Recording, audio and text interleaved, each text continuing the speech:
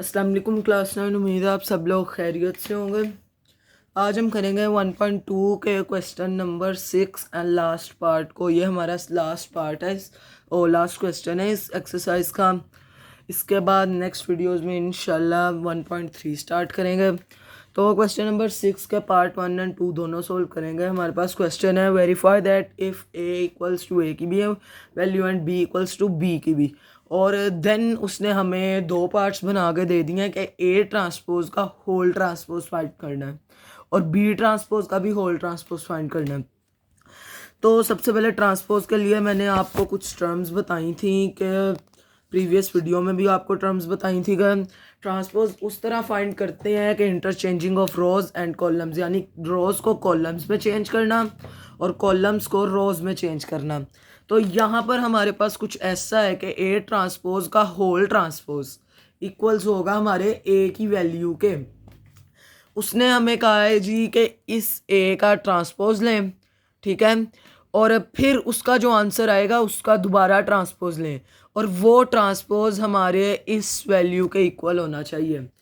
इसके इक्वल होगा A transpose का होल ट्रांसपोज। तो सबसे पहले हमें इस वैल्यू का ट्रांसपोज लेना है, फिर जो इसका आंसर आएगा ना उसका अगेन ट्रांसपोज लेना है। उसके ट्रांसपोज के बाद हमारा आंसर ए के इक्वल आ जाएगा। तो हमने वेरीफाई कर लिया इस क्वेश्चन को। तो सबसे पहले हम लोग सिंपली पहले ए का ट्रांसपोज फाइंड करेंगे। ए पहले ए की वैल्यू लिख लेते हैं। हमारे पास नॉर्मल क्या है 1 0 2 एंड 1। ये स्टेटमेंट यहाँ पर सेंटर में लाइन लिख लें, बेहतर है टेकिंग ट्रांसपोज। ये आ जाएगा ए ट्रांसपोज इक्वल्स टू। अब जो ये वैल्यू है ना हमारे पास, इसका हम लोगों ने फाइंड करना है ट्रांसपोज। तो ट्रांसपोज में आपको सबको पता है, मैंने प्रीवियस वीडियोस में भी बताया था और अभी भी बताया है कि रोज़ को कॉलम्स में और कॉलम्स को रोज़ में चेंज किया जाता है।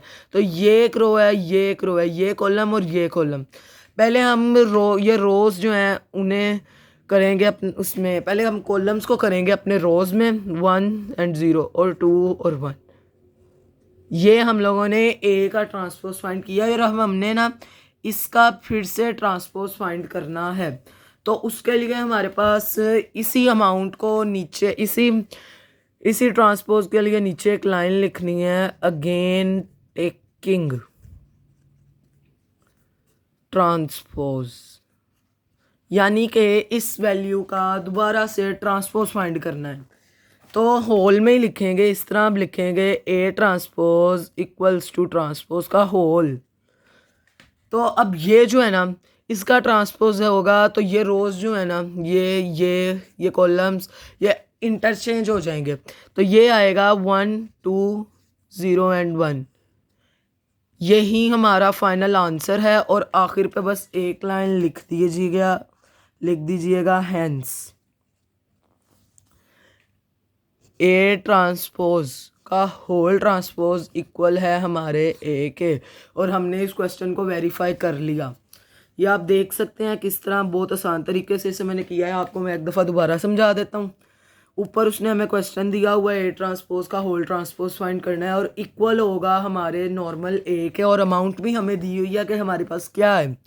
पहले हम लोगों ने ए लिखा, ये रो है, ये रो है, ये कॉलम्स, इनका ट्रांसपोज फाइंड करेंगे। तो ट्रांसपोज में आपको पता है कि जो रोज हैं वो हमारे कॉलम्स में चेंज हो जाती हैं। यहाँ पे भी हमने कुछ ऐसा ही किया है। ऊपर से 1 2 जो था उसे कॉलम की शक्ल में लिखा और 0 1 को हम लोगों ने 1 2 को भी कॉलम की शक्ल में लिखा और 0 1 को भी, और इन्हीं का रो भी फाइंड कर लिए। अब जो ये हमारे पास आंसर आया है ना, ये इसका अगेन ट्रांसपोज लेना है। तो और वो ट्रांसपोज हमारा ऊपर वाले ए के इक्वल आना चाहिए। तो उसका ट्रांसपोज फाइंड किया, तो लिहाजा हमें ये पता लग गया कि हमारा A transpose whole transpose equal है हमारे ए के। बिस्मिल्लाहिर्रहमानिर्रहीम। नेक्स्ट है हमारे पास इसका पार्ट नंबर 2, वो भी बिल्कुल इसी तरह ही है कि बी ट्रांसपोज का होल ट्रांसपोज फाइंड करना है और वो भी इक्वल होगा हमारे बी के। तो सबसे पहले हम यहाँ पर बी की वैल्यू लिख लेते हैं। हमारे पास बी क्या है, पीछे क्वेश्चन में देखते चलें तो बी हमारे पास 1 0 1 है। अब एक वही वाला सेम वही पैटर्न है, स्टेटमेंट भी लिखेंगे टेकिंग ट्रांसपोज। तो जो बी है ना उसके साथ ट्रांसपोज लगा के 1 2 0 1 रोज को हम लोगों ने कॉलम्स और कॉलम्स को रोज में चेंज कर दिया। अब एक स्टेप हो गया। दूसरा स्टेप हमारे पास ये है कि टेकिंग अगेन ट्रांसपोज, यानी अब इसका ना इस अमाउंट का दोबारा से एक दफ़ा ट्रांसपोज फाइंड करना है। तो यहाँ पे लिखेंगे अगेन टेकिंग ट्रांसपोज। ओके, अब देखें कुछ ऐसा है कि ट्रांसपोज इसका ले लिया था, लेकिन ट्रांसपोज का ट्रांसपोज फाइंड करेंगे तो वो हमारे बी के इक्वल आएगा। तो ये हम अमाउंट ऐसे लिखेंगे, बल्कि इसका ट्रांसपोज फाइंड डायरेक्ट करेंगे। तो रोज़ जो है वो हम लोगों ने कॉलम्स में और कॉलम्स जो है वो हम लोगों ने रोज़ में चेंज कर ली। लिहाजा आखिर पे ये लाइन लिखना नहीं भूलेंगे, hence B transpose whole transpose equals है हमारे बी के।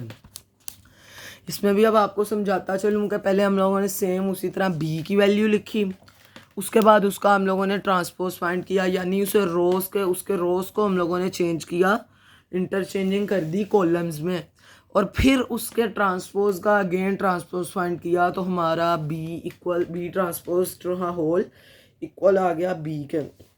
उम्मीद है इस क्वेश्चन की भी आपको समझ आई होगी। अब इंशाल्लाह नेक्स्ट वीडियो में आपसे मुलाकात होगी और 1.3 स्टार्ट करेंगे। इस एक्सरसाइज और इससे प्रीवियस एक्सरसाइज से रिलेटेड अगर कोई भी प्रॉब्लम है तो आप हमें कमेंट में बता सकते हैं, उसका प्रॉब्लम का इंशाल्लाह आपको सॉल्यूशन प्रोवाइड करेंगे। नेक्स्ट वीडियो में मुलाकात होगी। अल्लाह हाफिज़।